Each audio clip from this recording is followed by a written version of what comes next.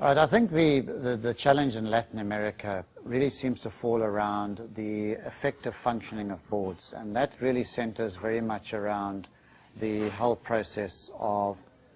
how to select directors, who selects directors, how do you evaluate directors, and then also finding these directors and then ascertaining their independence. The real issue, of course, then centers around three primary fundamental functions that go with that.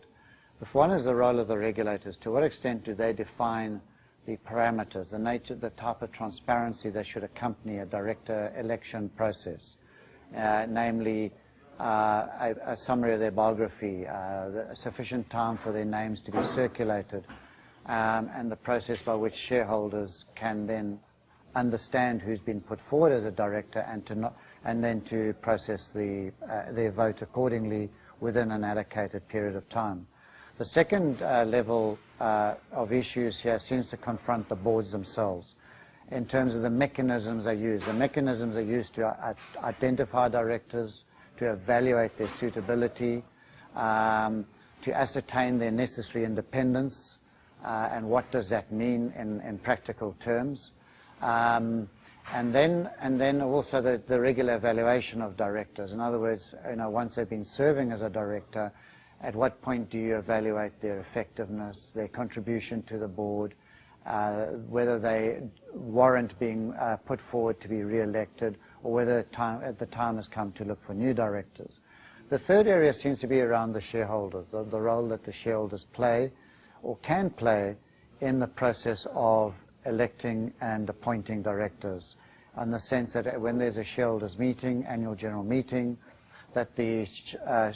shareholders have sufficient information about the directors who are being put forward for nomination or election, and then to make a considered judgment and having the time in which to exercise their vote, and then having the time to actually consider the merits of the various directors that are put forward to them. The situation is very patchy. I think you've got, in some markets, the regulator has sort of set up a broad framework, but hasn't necessarily enforced it. In other markets, it's been really very much left up to the companies. I think the next step is to really bring together key parties. That's both from the corporate sector, from the shareholding organizations, and from the regulatory organizations, to really look at what are these sort of common standards and accepted good practices that are taking place in other parts of the world that could be modeled here for the Latin American environment. And that the role that the OECD would play as a policy maker would be able to share what internationally accepted standards look like.